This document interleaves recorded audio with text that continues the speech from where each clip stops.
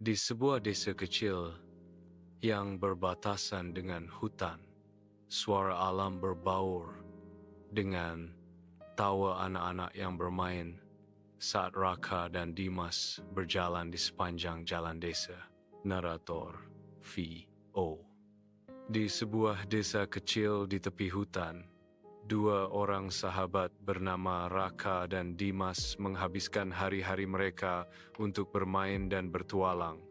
Tapi hari itu, mereka menemukan sesuatu yang mengubah segalanya. Dimas memandangi peta usang di tangan Raka dengan skeptis. Keraguannya sangat kontras dengan antusiasme Raka yang nyata. Dimas bertanya, "Raka, apakah kamu yakin peta ini asli? Ini hanya selembar kertas robek." Raka menyahut, "Itu persisnya, Dim. Lihat tanda itu, gudang tua." Pak Surya bilang, "Itu peninggalan Belanda. Siapa tahu apa yang ada di sana." Nyanyian burung memenuhi udara saat Dimas dan Raka menjelajah lebih dalam ke hutan lebat. Bunyi ranting patah di bawah kaki mereka mengiringi langkah mereka yang gelisah. Dimas, wajahnya dilukis dengan kekhawatiran, menyuarakan ketakutannya yang meningkat. "Apakah kamu yakin ini jalannya?" "Jalannya semakin sempit, Raka, undeterred, points towards a distant structure." "Tenang. Lihat tuh, dari jauh kelihatan atapnya. Sebuah bangunan besar yang membusuk menjulang ke pandangan di tengah dedaunan lebat." Kehadirannya memancarkan aura yang meresahkan. Dimas menggigil, diliputi perasaan khawatir. Tempatnya serem banget. Raka, dengan sorot mata bersemangat, mendorong pintu kayu berderit itu terbuka lebar, menyatakan, "Semakin menyeramkan, semakin besar rahasianya." Debu menari dalam pancaran cahaya yang menembus kegelapan gudang tua.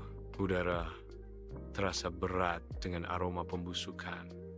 Keheningan hanya dipecah oleh bisikan angin dan gemerisik sesekali dari puing-puing yang berjatuhan. Dimas mengamati tempat itu, suaranya bergema di ruang yang luas. Tempat ini sepertinya sudah lama sekali tidak ada orang. Raka's eyes gleam with discovery as he examines the rusted furniture. "Lihat ini, meja, kursi, dan lemari besi tua. Dulu ini kantor atau gudang penyimpanan." Raka menunjuk dengan bersemangat, suaranya meninggi karena antisipasi. "Tuh kan, aku juga bilang begitu. Ini pasti tandanya." Dimas tetap skeptis, ekspresinya ragu. "Tanda apa? Bisa saja hanya coretan orang iseng." Raka tak terpengaruh mendekati bagian dinding. "Nah, bagian ini beda suaranya. Kita coba buka." Di dalam rumah tua itu, Dimas dan Raka dengan senter membelah kegelapan berhasil membuka dinding tersembunyi. Dimas menatap tak percaya. Matanya terbelalak kaget saat dia berbisik, "Itu kotak harta?" Raka exclaims, "Iya, ayo buka." And then, "Wow, ini asli, Dim. Lihat koinnya, masih berukir lambang Belanda." His voice filled with excitement. "Ya Tuhan, kita benar-benar menemukan harta karun." Dimas berteriak, dan tawar yang mereka bergema di seluruh rumah tua itu. Langkah kaki berat memecah keheningan saat pintu depan rumah tua berderit terbuka, menampakkan malam di luar. Dimas dilanda kepanikan, berbisik mendesak, "Rak, ada orang.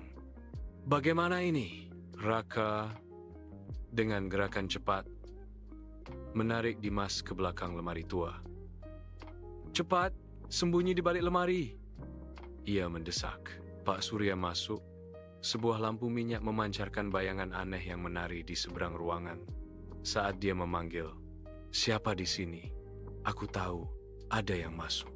Raka dan Dimas bertukar pandang cemas sebelum melangkah keluar dari balik lemari.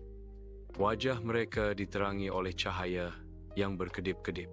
Muncul dari rumah tua, Dimas, Raka, dan Pak Surya membawa sebuah kotak kayu. Beratnya penemuan menghampiri mereka. Matahari sore memancarkan rona keemasan, melukis pemandangan saat Dimas merenung. Ternyata, petualangan ini bukan hanya tentang harta karun, ya, Raka mengangguk, kesadaran muncul.